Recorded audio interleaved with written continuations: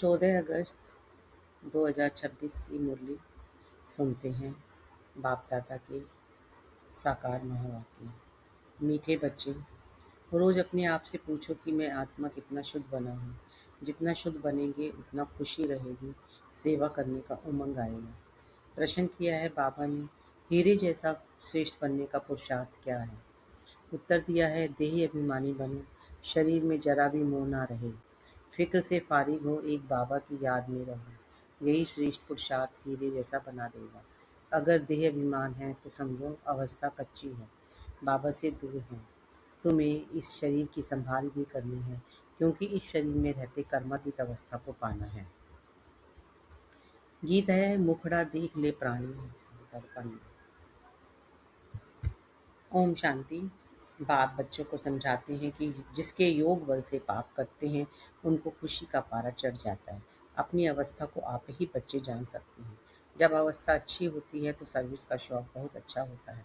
जितना जितना शुद्ध होते जाएंगे उतना औरों को भी शुद्ध अथवा योगी बनाने का उमंग आएगा, क्योंकि तुम राजयोगी व राज ऋषि हो। हठ योग ऋषि तत्व को भगवान मानते हैं।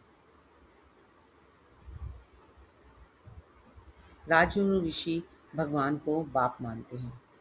तत्व को याद करने से उन्होंने कोई पाप नहीं करते हैं। तत्व के साथ योग लगाने से कोई बल नहीं मिलता है। कोई भी धर्म वाले योग को जानते नहीं हैं, इसलिए कोई भी सच्चा योगी बन वापिस नहीं जा सकते। अभी तुम बच्चे अपनी अवस्था खुद भी जान सकते हैं। आत्मा जितना बाप को याद करेगी उतना खुशी होगी। अपनी जांच रखनी है। बच्चे भी एक दो की अवस्था को अपनी अवस्था को जान सकते हैं। देखना है हमारा कोई शरीर में भान तो नहीं है। देह अभिमान है तो समझो हम बहुत कच्चे हैं, बाबा से बहुत दूर हैं। बाप फरमान करते हैं, बच्चे तुम्हें अब हीरे जैसा बनना है। बाप देही अभिमानी बनाते हैं। बाप को देह अभिमान होता नहीं, देह अभिमान होता है बच्चों को। बाप की याद से तुम देही अभिमानी बनेंगे।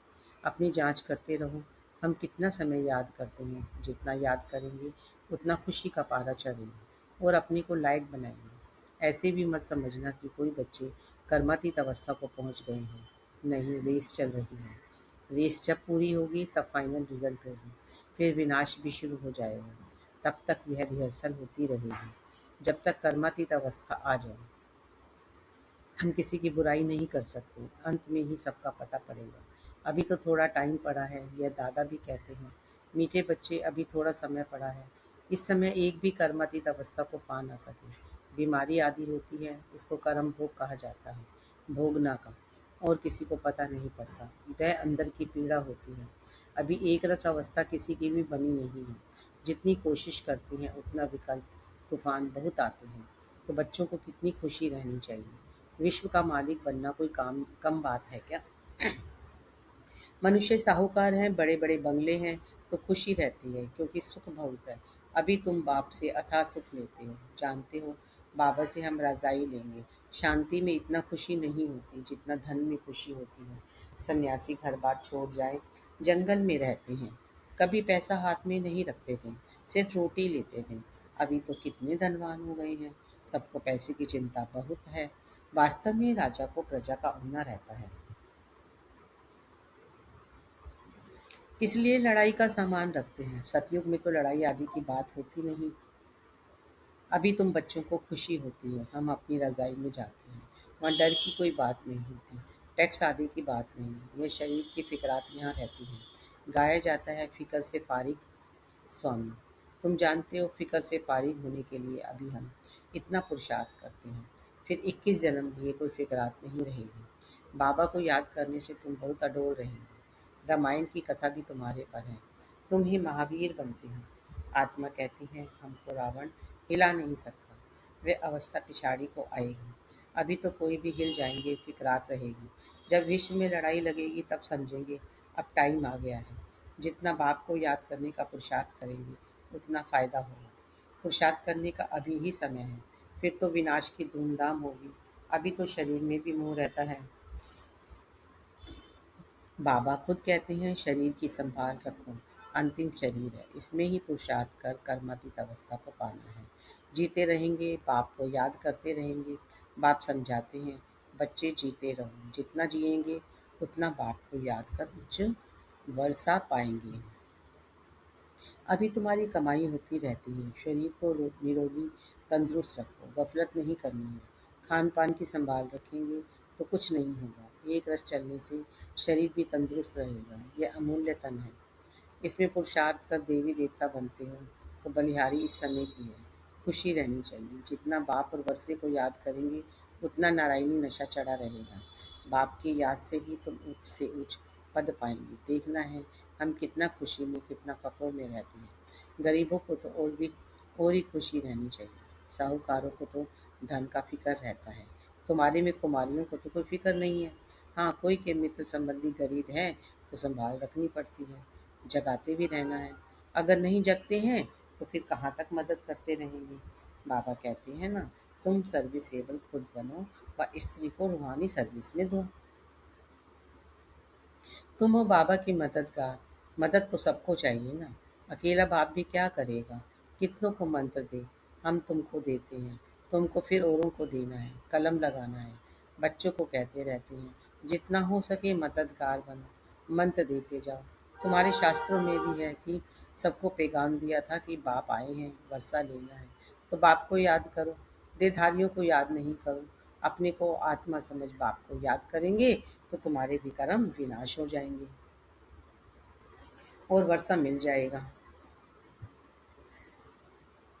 गीता तो बहुत सुनाते हैं। उसमें प्रसिद्ध अक्षर है मन मना भव। बाप को याद करो तो मुक्ति को पाएंगे।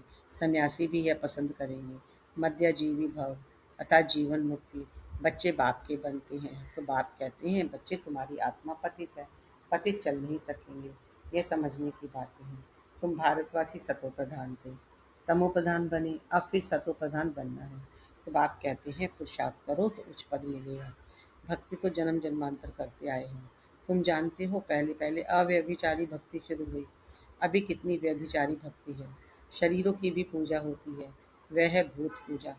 देवताएं फिर भी पवित्र हैं, परंतु इस समय तो सब तमो प्रधान है, तो पूजा भी तमो प्रधान होती है।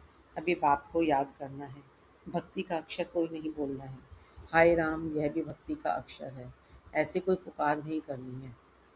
इसमें कोई भी कुछ भी उच्चारण करने की बात नहीं है। ओम शांति भी घड़ी घड़ी नहीं कहना है। शांति माना अहम आत्मा शांत स्वरूप है, सो तो है ही। इसमें बोलने की बात नहीं रहती। दूसरे कोई मनुष्य को कहेंगे ओम शांति, वह तो अर्थ जरा भी नहीं समझेंगे। वो लोग तो ओम की बड़ी बड़ी महिमा करते हैं। तुम तो अर्थ समझते हो, फिर ओम शांति कहना भी फालतू है। हाँ, एक दो से ऐसे पूछ सकते हो, शिव बाबा की याद में हो, जैसे हम भी बच्चे से पूछते हो या किसका श्रृंगार करती हो, बोलती है शिव बाबा के रथ का।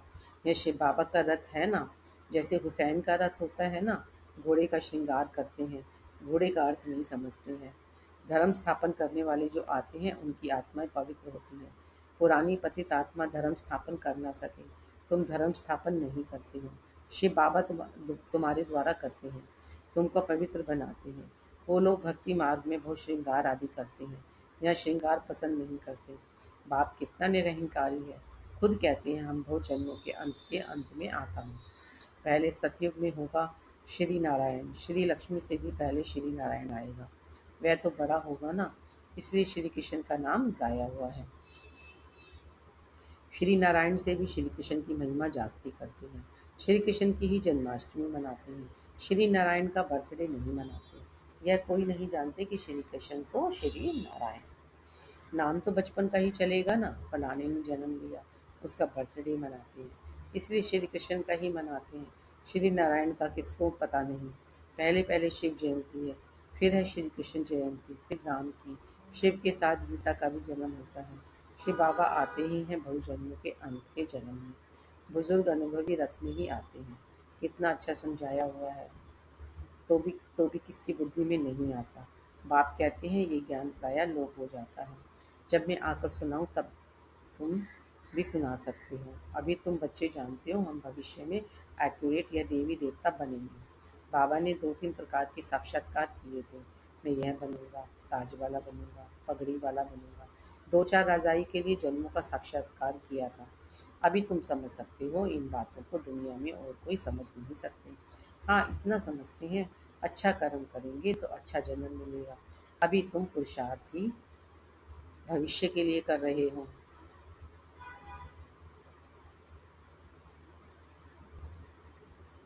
नर से नारायण बनने का। तुम जानते हो हम यह पद पाएंगे। यह खुशी जास्ती उनको रहेगी जो कर्मातीत अवस्था को पाने का पुरुषार्थ करते रहते होंगे। कहते हैं बाबा हम तो मम्मा बाबा को फॉलो करेंगे, तब तो तख्त पर बैठ सकेंगे। यह भी समझ चाहिए कितनी हम सर्विस करते हैं तो कितना खुशी में रहते हैं। खुद खुशी में रहेंगे तो दूसरों को भी खुशी में लाएंगे। अंदर कोई खराबी होगी तो दिल खाती रहेगी। कोई कोई आकर कहते हैं बाबा हमारे में क्रोध है, यह भूत है हमारे में। फिक्र की कोई बात हुई ना, भूत को रहने नहीं देना चाहिए। क्रोध क्यों करे, प्यार से समझाना होता है। बाबा कोई पर क्रोध थोड़ी करेंगे। शिव बाबा की महिमा है ना, बहुत फालतू झूठी महिमा भी करते हैं। मैं करता क्या हूँ, मुझे कहते हैं आकर पतित से पावन बनाओ। जैसे डॉक्टर को कहते हैं हमारी बीमारी दूर करो, वह दवाई दे इंजेक्शन लगाते हैं। सो तो उनका काम ही है, बड़ी बात थोड़ी है। पढ़ते ही हैं सर्विस के लिए। जास्ती पढ़ते हैं तो जास्ती कमाई करते हैं।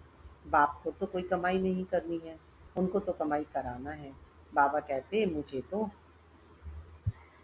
तुम अविनाशी सज्जन भी कहती हो। ये जास्ती महिमा कर दी है। पतित पावन को कोई सज्जन नहीं कहा जाता, यह सिर्फ महिमा है। बाप तो सिर्फ कहते हैं मुझे याद करो तो तुम्हारे विक्रम विनाश होंगे। बस मेरा पार्ट ही है तुमको ये समझाने का कि मामेकम याद करो। जितना याद करेंगे उतना उच्च पद पाएंगे। यह है ही राजयोग का ज्ञान। गीता जिन्होंने पढ़ी है उनको समझाना सहज हो जाता है। तुम पूज्य राजाओं के राजा बनते हो, फिर पुजारी बनेंगे। तुमको मेहनत करनी है। तुम विश्व को पवित्र बनाते हो। कितना भारी मर्तबा है। तुम सब अंगुली देते हो कलयुगी पहाड़ को पलटाने। बाकी पहाड़ आदि कुछ भी है नहीं। अब तुम जानते हो नई दुनिया आनी है, इसलिए राजयोग जरूर सीखना है। बाप ही आकर सिखलाते हैं। सतो प्रधान बनना है। जो कल पहले बने होंगे उनको समझाने से जचेगा। बात तो ठीक कहते हैं। बरोबर बाप ने कहा था, मन मना भव। अक्षर संस्कृत है। बाप तो हिंदी में कहते हैं मुझे याद करो। अभी तुम समझते हो हम कितने उच्च कर्म वाले थे। तब तो गायन है, 16 कलर। अब फिर ऐसा बनना है। अपने को देखना है कहाँ तक हम सतो प्रधान बने हैं, पावन बने हैं, कहाँ तक नरक वासियों को स्वर्गवासी बनाने की सेवा करते हैं। अच्छा, मीठे मीठे सीखे लदे बच्चों प्रति माता पिता बाप दादा का याद प्यार। गुड मॉर्निंग रूहानी बाप की रूहानी बच्चों को नमस्ते। हम रूहानी बच्चों की रूहानी बाप दादा को याद प्यार नमस्ते। Good morning, good morning. शुक्रिया बाबा, शुक्रिया बाबा, शुक्रिया। धारणा के लिए मुख्य सार हैं। बाप समान निरहंकारी बनना है। इस शरीर की संभाल करते हुए शिव बाबा को याद करना है। रूहानी सर्विस में बाप का मददगार बनना है। अंदर में कोई भी भूत को रहने नहीं देना है। कभी किसी पर क्रोध नहीं करना है। सबसे बहुत प्यार से चलना है। माता पिता को फॉलो कर तख्त नशीन बनना है। वरदान है, स्वार्थ शब्द के अर्थ को जान, सदा एक रस स्थिति में स्थित होने वाले सहज पुरुषार्थी भव। स्वार्थ शब्द के अर्थ को जान, सदा एक रस स्थिति में स्थित होने वाले सहज पुरुषार्थी भव। आजकल एक दो में जो लगाव है वह स्नेह से नहीं लेकिन स्वार्थ से होता है। स्वार्थ के कारण लगाव है और लगाव के कारण न्यारे नहीं बन पाते हैं। इसलिए स्वार्थ शब्द के अर्थ में स्थित हो जाओ, अर्थात पहले स्व के रथ को स्वाहा करो। यह स्वार्थ गया तो न्यारे बन ही जाएंगे। इस एक शब्द के अर्थ को जानने से सदा एक के और एक रस बन जाएंगे। यही सहज पुरुषार्थ है। स्लोगन है, फरिश्ता रूप में रहने से कोई भी विघ्न अपना प्रभाव डाल नहीं सकता। फरिश्ता रूप में रहने से कोई भी विघ्न अपना प्रभाव डाल नहीं सकता है। अव्यक्त इशारे अपवित्रता के बीज को भी समाप्त कर संपूर्ण स्वच्छ पवित्र बने। संपूर्ण पवित्रता आप ब्राह्मणों का श्रृंगार है। सदा श्रृंगार की हुई मूर्त अर्थात सदा पवित्र स्वरूप में स्थित रहे। बेहद की स्टेज पर हीरो पार्ट बजाए। सदा ब्रह्मचारी अर्थात संकल्प में भी किसी प्रकार की अपवित्रता वृत्ति को चंचल नहीं बनाए। वृत्ति की चंचलता भी रजिस्टर को दागी बना देती है। इसलिए वृत्ति से भी सदा ब्रह्मचारी बनो। ओम शांति, ओम शांति, ओम शांति।